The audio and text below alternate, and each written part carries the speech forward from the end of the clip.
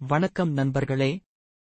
இந்த வீடியோவில் உலகம் அறியாத தமிழகத்தின் மறைந்த மன்னர்களின் வீரக்குணங்களையும் அவர்களின் மறைக்கப்பட்ட கதைகளையும் ஆராய்வோம். பாண்டியர், சோழர், சேரர் ஆகிய மன்னர்களின் புகழ் நம்மில் பலருக்கும் தெரியும். ஆனால் இவர்கள் மட்டுமல்லாமல் தமிழகத்தின் வரலாற்றில் பல சிறந்த மன்னர்கள் இருந்தனர்.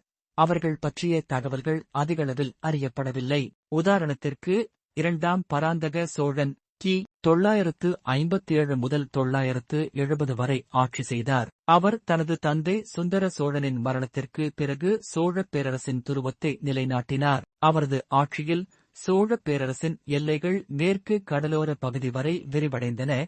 இது அவரின் வீரத்தையும் தன்னலமற்ற பணியையும் காட்டுகிறது. மேலும் 2ஆம் ராஜராஜ சோழன் கி. 1163 முதல் 1178 வரை ஆட்சி செய்தார். அவர் தனது தந்தை 2ஆம் குலோத்துங்க சோழனின் மரணத்திற்கு பிறகு ஆட்சியை பொறுப்பேற்றார். அவரது ஆட்சியில் சோழப் பேரரசின் எல்லைகள் தெற்கே இலங்கை வரை விரிவடைந்தன.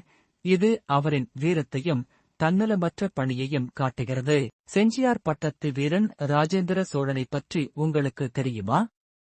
உலக வரைபடத்திலேயே சோழ கடற்படை என்ற ஒன்று இருந்ததற்கு காரணமானவர் இவர்தான். இந்த பசுமையான வீரன் தனது படைகளை தெற்காசியாவிலிருந்து சீனா வரையிலும் அனுப்பி ஒரு காலத்தில் தமிழரின் அடையாளத்தை ஆசியாவெங்கும் பதித்து வைத்தார். ஆனால் அவரது வீரத்தை முழுமையாக அறிவது எவ்வளவு பேர்? அடுத்து, மறைந்த சிங்கம் என அழைக்கப்படும் மாறவன்முள்ள நாயகர். மதுரை நாயக்க அரசின் கீழ் அவர் காட்டிய தைரியம் ஆங்கிலேயர்களுக்கு ஒரு அதிர்ச்சியாக அமைந்தது. அவரது பெயர் வரலாற்றில் மிகவும் குறைவாகவே உள்ளதோடு அவரின் வீரத்தை முழுமையாக பதிவு செய்ததில்லை. ஆனால் அவர் செய்த சில போர் யுக்திகள் இன்றும் படித்துக் கொண்டிருக்கின்றன. இன்னும் ஒரு மறைக்கப்பட்ட வீரன் வேலாயுத பாண்டியர். இவர் ஒரு சாதாரண மன்னராக இருந்திருக்கலாம்.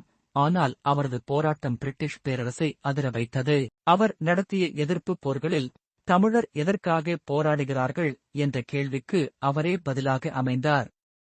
இந்த மன்னர்களின் வீரக்குணங்கள் மற்றும் சாதனைகள் தமிழகத்தின் வரலாற்றில் முக்கிய பங்களிப்புகளைச் செய்துள்ளன.